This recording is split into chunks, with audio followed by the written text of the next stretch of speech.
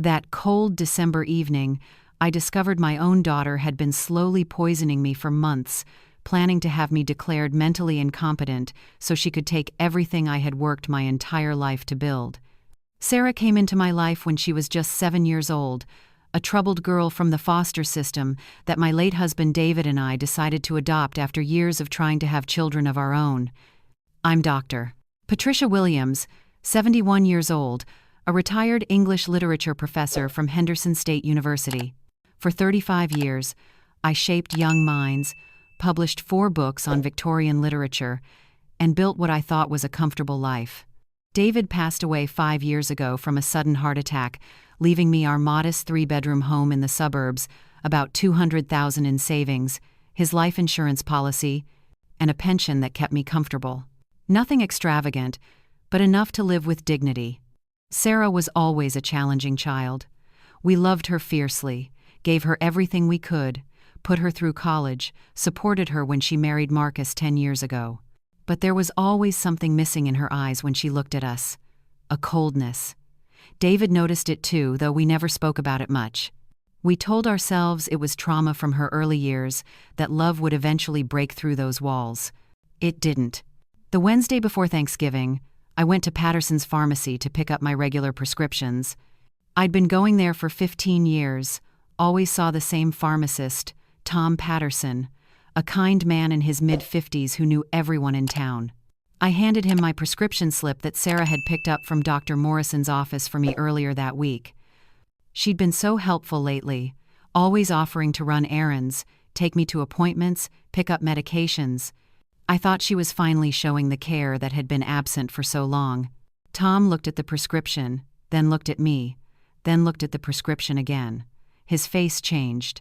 The friendly smile disappeared, replaced by something I couldn't quite read. Concern? Fear?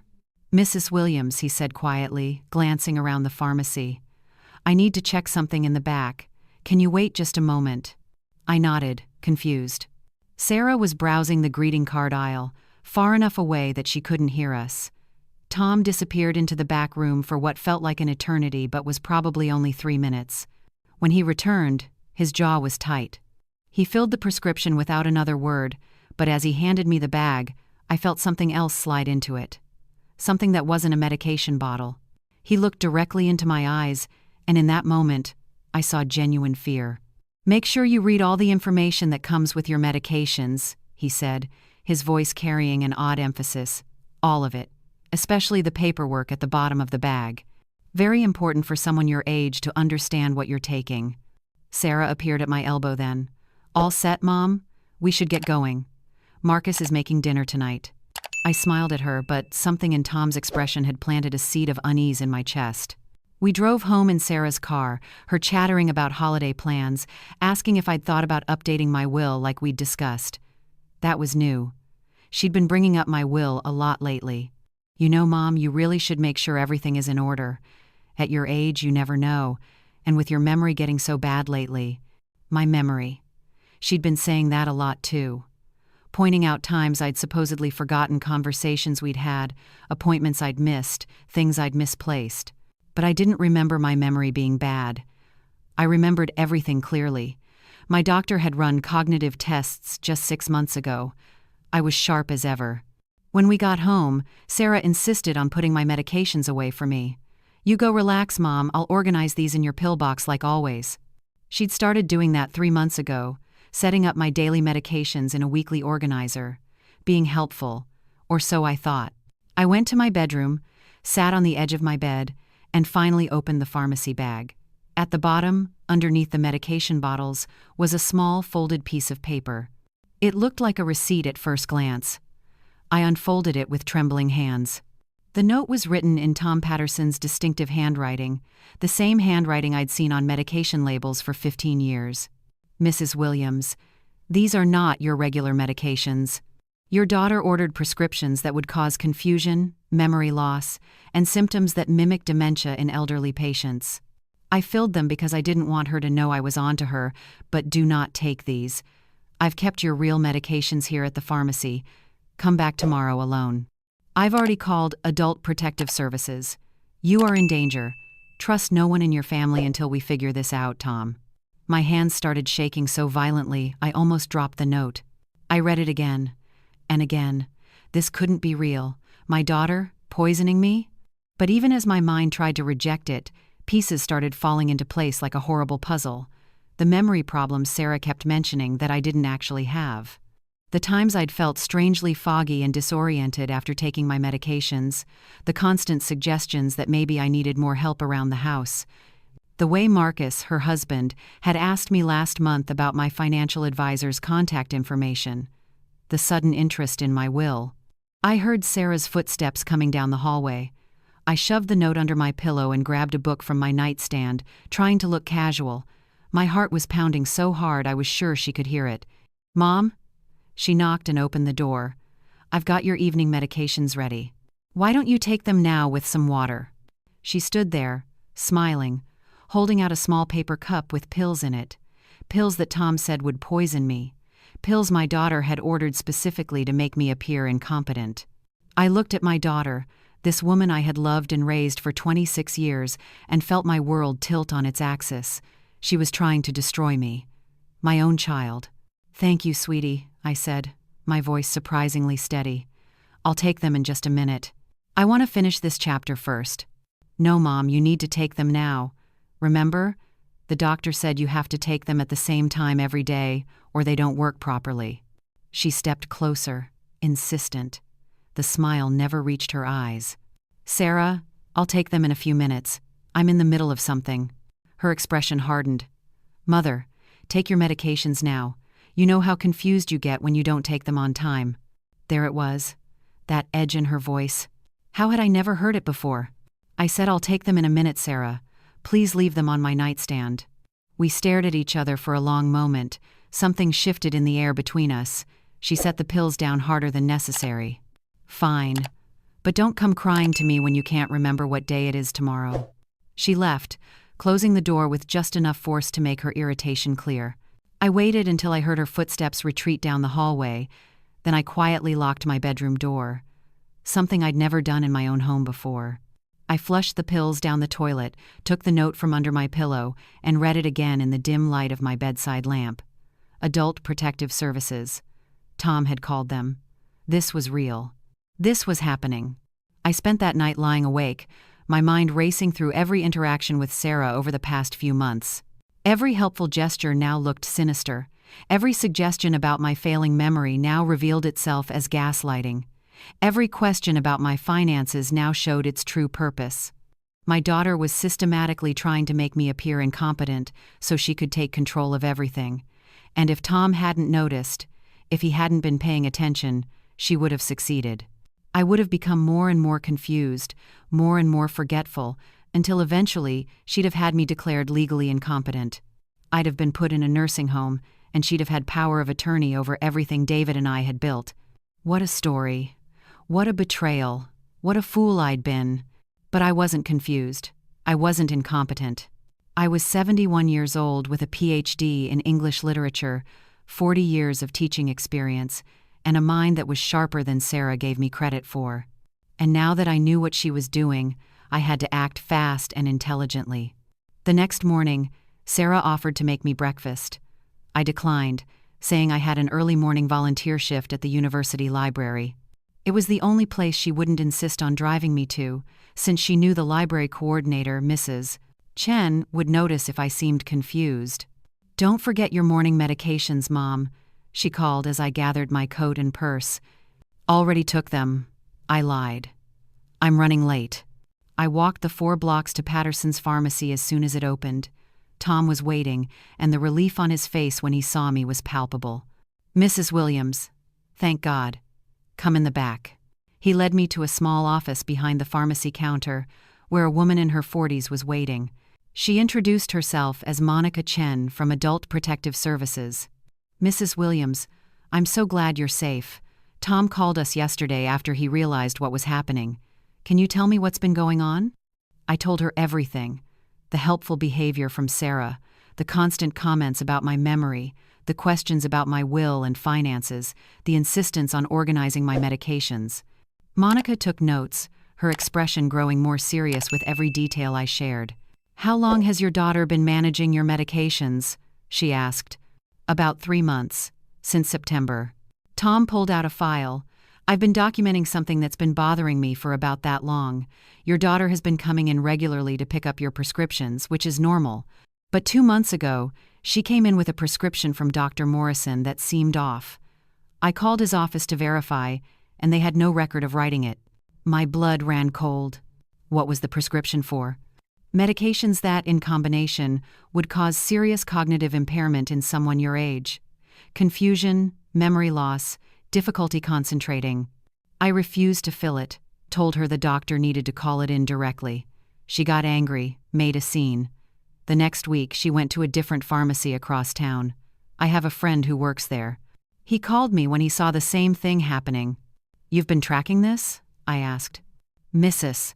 Williams, I've known you for 15 years. You come in here sharp as a tack, remembering details about books you're reading, asking intelligent questions about medication interactions. Then suddenly your daughter is picking up prescriptions for you that would turn you into a shell of yourself? Something wasn't right." Monica leaned forward. "Mrs. Williams, we need to document everything. Do you have access to your financial records? Your will? Any legal documents?" "Everything is in my home office. But Sarah is always there. She moved back in with Marcus 2 months ago, said they were having work done on their house. But now I wonder."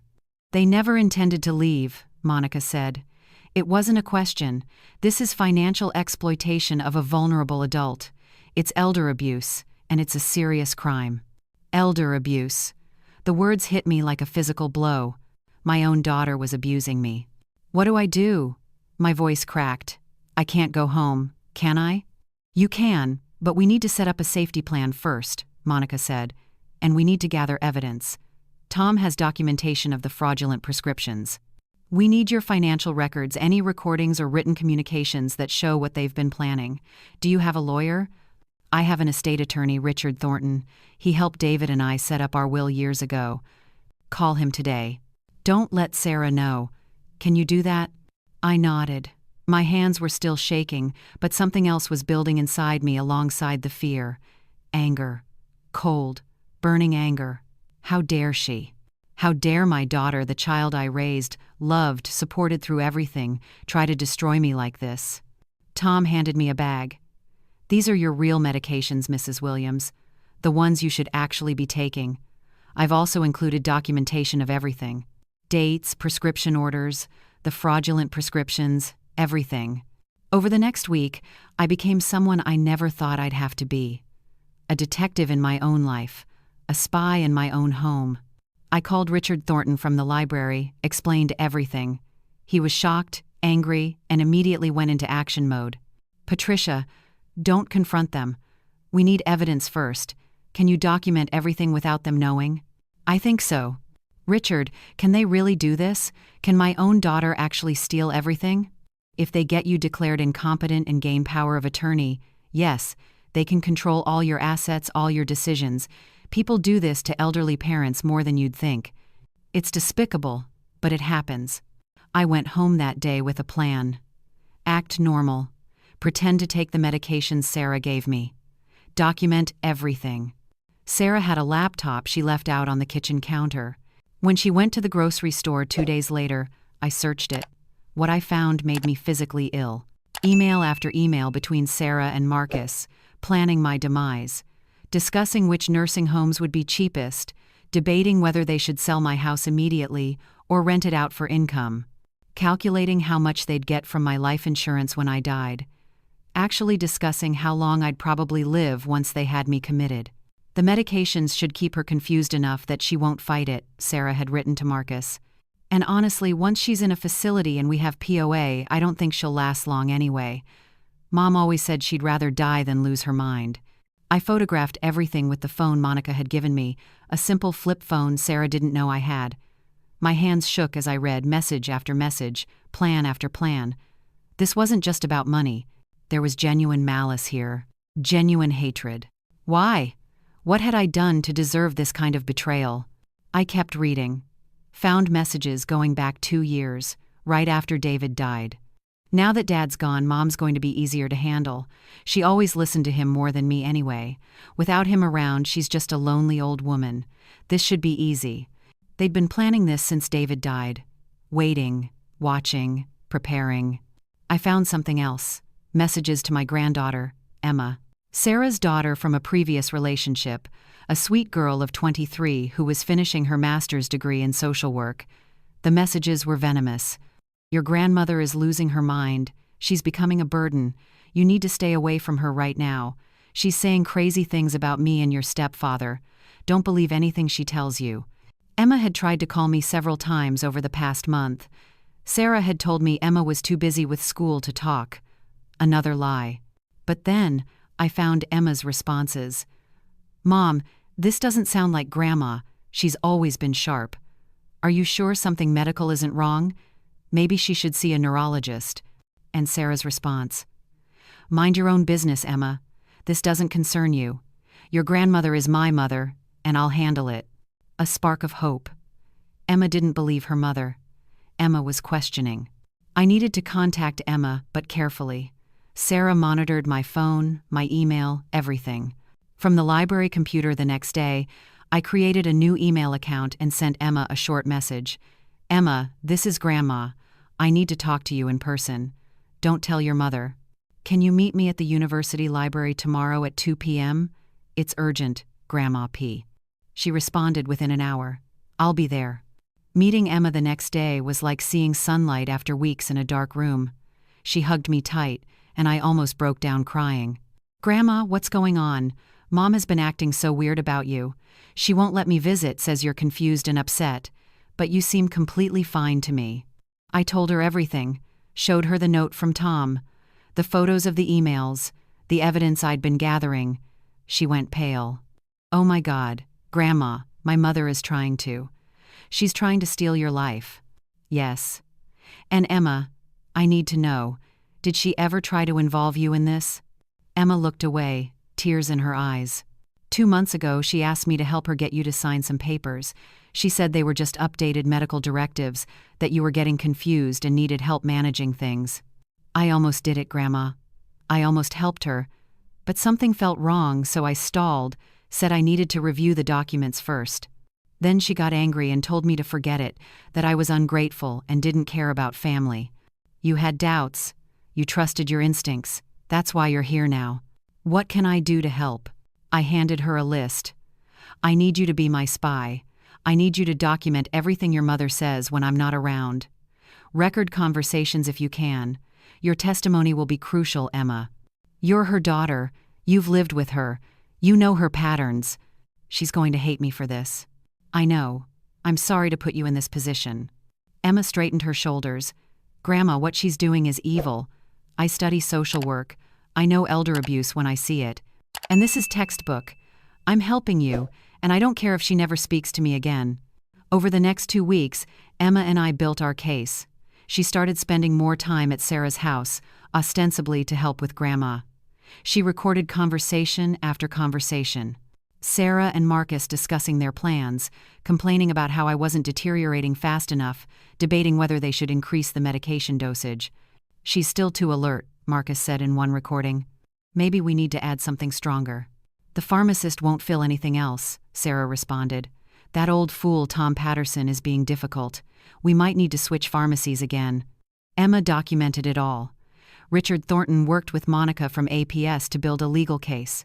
Tom provided pharmacy records showing the pattern of fraudulent prescriptions. I gathered every financial document, every piece of evidence I could find. And then, one evening, I decided it was time to confront them. I asked Sarah and Marcus to sit down with me in the living room. They exchanged glances, probably thinking I was going to announce I was ready to sign over power of attorney. They'd been pushing for it more aggressively lately. What is it, Mom? Sarah asked, her voice sugary sweet. Are you finally ready to discuss making things easier for everyone? I want to talk about my medications, I said calmly. Sarah's expression didn't change, but I saw Marcus stiffen slightly. What about them, Mom? You've been taking them just like you're supposed to, right? No, Sarah. I haven't been taking them. I haven't been taking them for 2 weeks. Silence. The air in the room seemed to freeze. "What do you mean?" Her voice had an edge now. "I mean, I know what you've been doing. I know about the fraudulent prescriptions, the plan to have me declared incompetent, the emails discussing which nursing home to dump me in. All of it." Sarah's face went white, then red. "I don't know what you're talking about. Mom, you're confused again. This is exactly what I've been worried about. Marcus, call Dr. Morrison." "Dr. Morrison never wrote those prescriptions, Sarah. You forged them. Tom Patterson documented everything. Adult Protective Services has been investigating you for 2 weeks." Marcus stood up.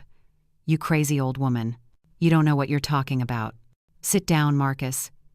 Richard Thornton stepped into the room from the hallway, where he'd been waiting. Behind him were Monica Chen and 2 police officers.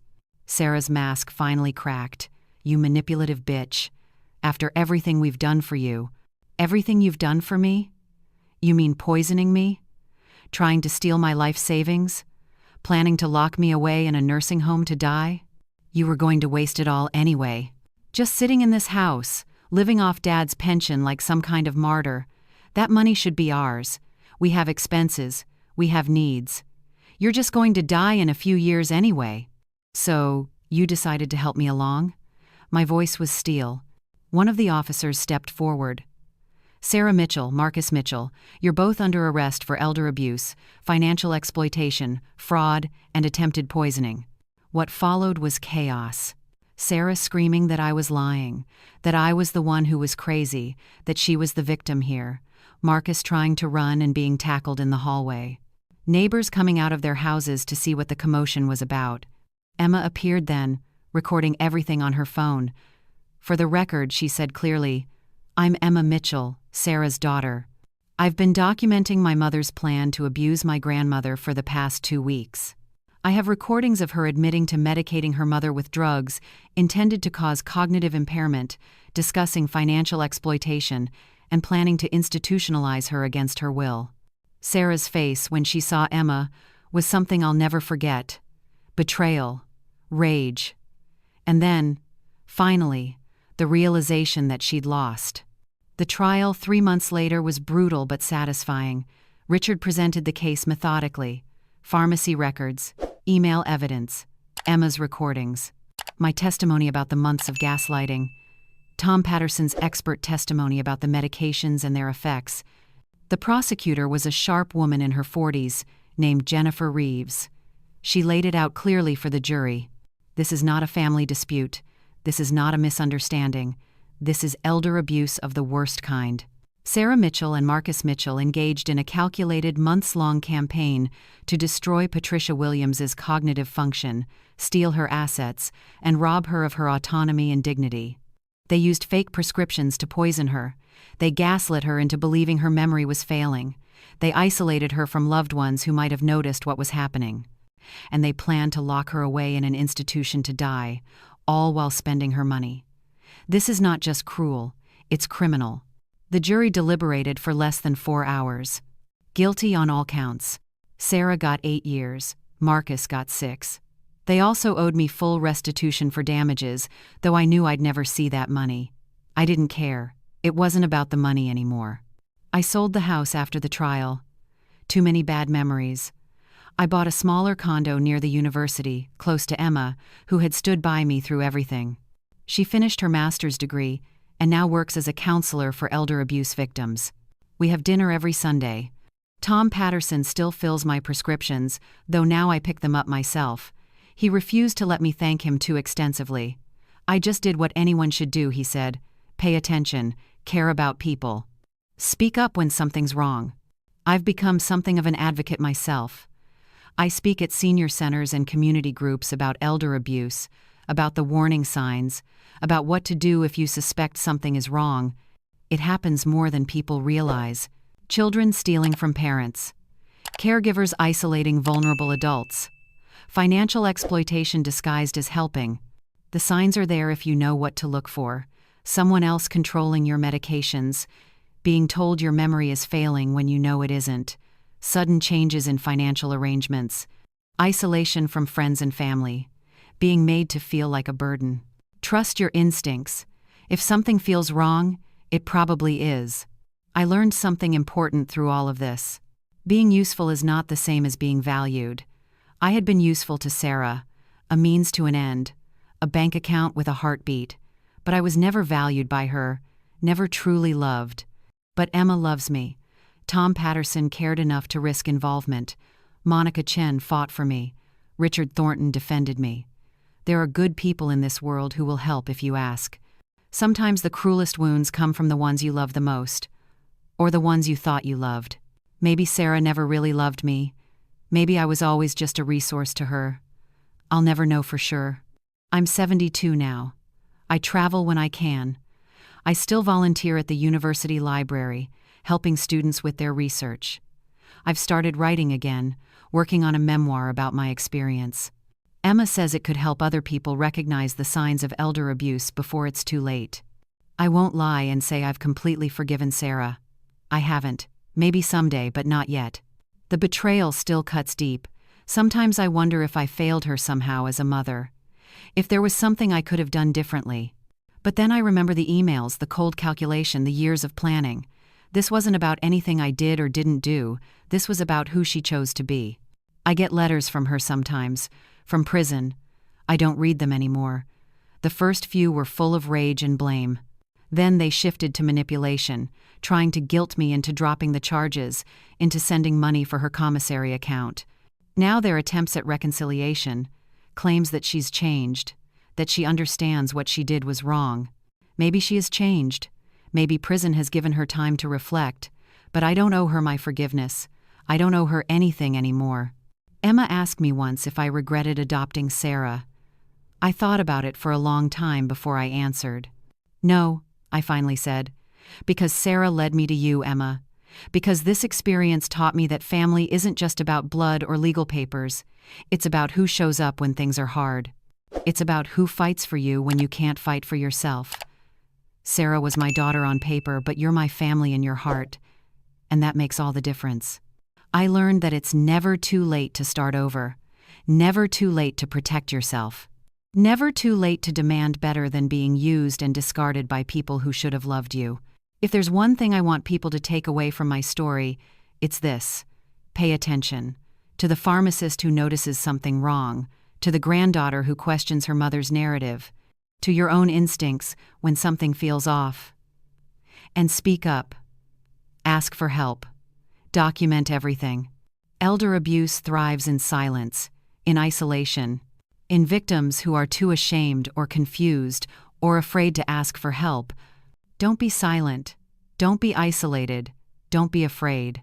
I survived because I had people who cared enough to pay attention, because I was smart enough to recognize the danger once it was pointed out, because I was brave enough to fight back.